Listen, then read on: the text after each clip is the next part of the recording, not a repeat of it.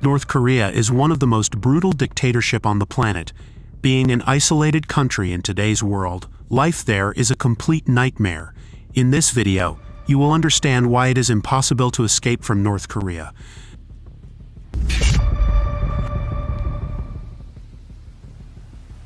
The two Koreas were once a single country with a united people and rich culture, separated by a conflict that, believe it or not, has not yet ended.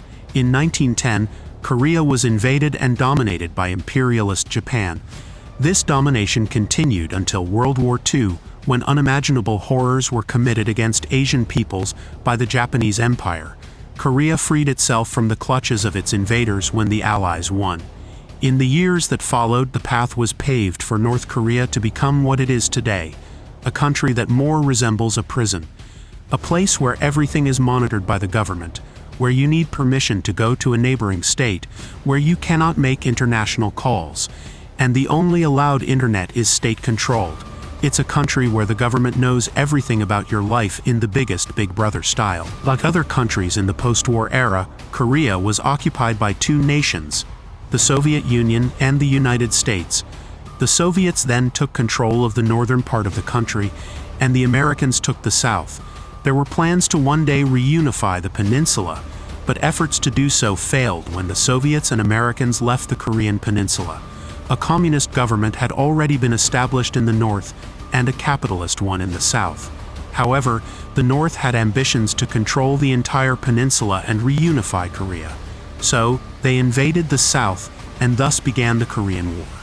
The northern communists were supported by the Soviets and Chinese in the conflict, while the South was supported by the United States and the United Nations. 3 years after the communist invasion of the South, an impasse arose because neither side would conquer the entire peninsula. So, in 1953, a truce was signed that established the Korean Demilitarized Zone, which persists to this day as the border between the North and the South. But you must have noticed that I mentioned a truce. That's because there was no final and definitive peace agreement for the Korean War. In theory, North Korea and South Korea are still at war. One side has thrived much more than the other since then, so escaping to South Korea is the dream of many North Koreans. However, this is a dream that is practically impossible. Officially, North Korea is called the Democratic People's Republic of Korea, but even in the name we can identify lies. Want to see how? The country has republic in its name but acts more like an absolutist monarchy than 18th century France. It's a communist dynasty.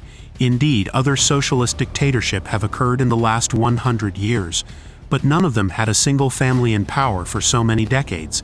Today, Kim Jong-un is the supreme leader of North Korea. Still, if we wanted to call him king or emperor, like Napoleon once was, we could do so without any problem. Since ascending to power, he has made it even more challenging to escape the country that resembles a prison. He rules North Korea, and his word is the law. He is the state, just like his father was, just like his grandfather was. The founder of North Korea as we know it today, who decided to invade South Korea, Kim Il-sung, is now considered an almost divine figure in the country, regarded as the eternal president. The days of his birth and death are holidays. Besides not being a republic as the name suggests, the northern side of the peninsula is also not democratic, let alone popular. Formally, the country claims to hold elections every 5 years, but all local parties, which are only 3, must be in the same coalition. The Democratic Front for the Reunification of the Fatherland. Despite being manipulated, elections are crucial in the most repressive dictatorship in the world for a simple reason: to oppress more. This is because the election is a tool of social and ideological control, allowing authorities to verify the loyalty of each Korean, as they can only vote for or against the single candidate defined by the government. So we can see that it's democratic only in name, and as for being popular, I don't think I need to explain. After all, how can a country that oppresses its own people, commits crimes against humanity, extinguishes individual freedom, and condemns millions to extreme poverty be popular?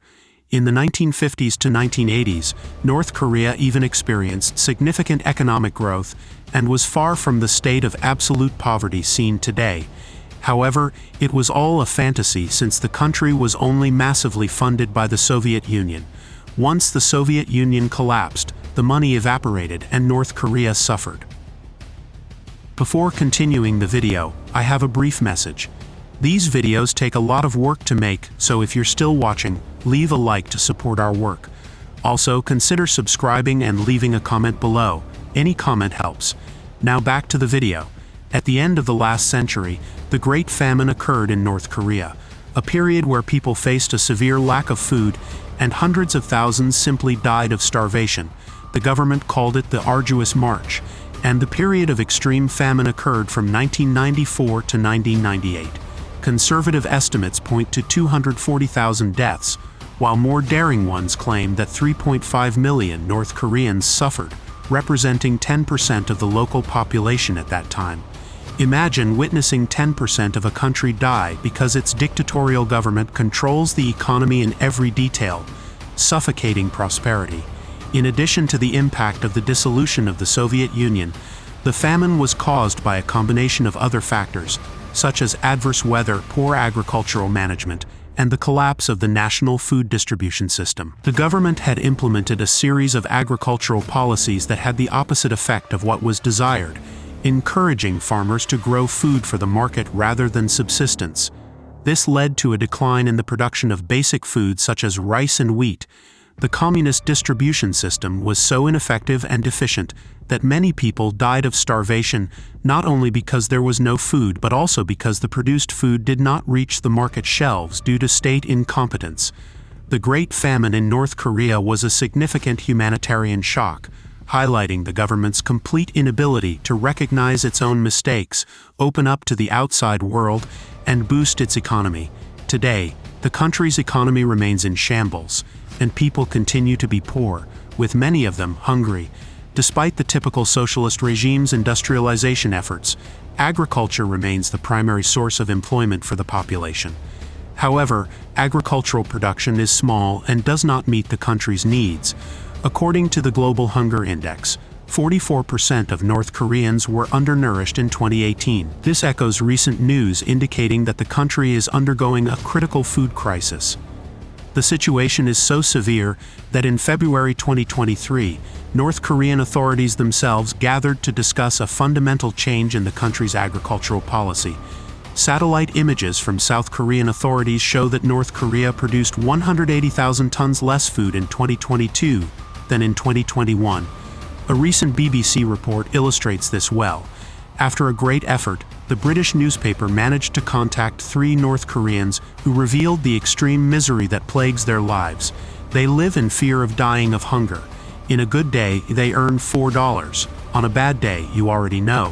One of the interviewees told the BBC that in his village, he saw a mother and her 2 children begging for food for a week, and finally died because their neighbors couldn't help them as they barely had enough for themselves. Another interviewee said that she had gone 2 days without eating shortly before. She said, "I thought I was going to die in my sleep and not wake up in the morning." The dictatorship's oppression became even worse after 2020, when all the country's borders were closed. If there were doubts that the country was a prison, they ceased to exist from that moment. North Korea has 2 historical allies, China and Russia, the only ones that share borders with the country, along with South Korea. But today, these countries are far from helping North Koreans as the Soviet Union did in the last century. There is significant trust between them, but not blind trust. There are few alternatives to escaping the country. The demilitarized zone between the Koreas could be an option, but despite its name, it is heavily militarized on both sides. Hundreds of thousands of soldiers patrol it, making passing through impossible. So maritime routes might be the remaining option, but the country is geographically well located for military surveillance of the seas. Therefore, citizens could escape through the border with China or Russia, perhaps their best chances. The North Korean defector told the BBC that before Kim Jong-un, the success rate for those escaping was 50%, but today it is less than 10% in an optimistic view. When his father was the dictator in 2010, more than 2,000 escapes were recorded. In 2019, this number had already dropped to just over 1,000, and in 2020, there were about 200. Kim Jong-un is extremely controlling, to the point of closing the borders with both China and Russia, his only allies. Defectors say that before the current dictator, to cross the border with China, you would need to bribe the guards, claiming that you only needed to visit the neighboring country. and there were reasonable chances of success. Not today. Now the guards have much more power, and they can simply open fire without hesitation. The borders are more fortified than ever, with electric fences and even landmines. So there is the option of crossing the border river, where you would need the support of border officials. Still, it's a terrible option since the best time to cross is at night when it's colder. And you still have to rely on luck not to be seen by surveillance towers in the mountains. It's a paradox. While all options to escape from North Korea are terrible and lead to imminent death, they are also good because they are the only solutions for leaving the most heavily guarded prison on the planet in search of better living conditions. Kim Jong-un rules with an iron fist, forcing his population to live in total misery, with a small elite of politicians, including his family, living in luxury. The Kim dynasty has been in power for almost 80 years, but unfortunately, there is nothing to indicate that its days are numbered. The country is not only a dictatorship, but also an open-air prison, raising more walls each day. If you want to know who the most hated billionaire in the world is, watch the video that is appearing on the screen. A strong hug and good business. Do you know which business model offers high profit margins, immense scalability, and requires low initial investment?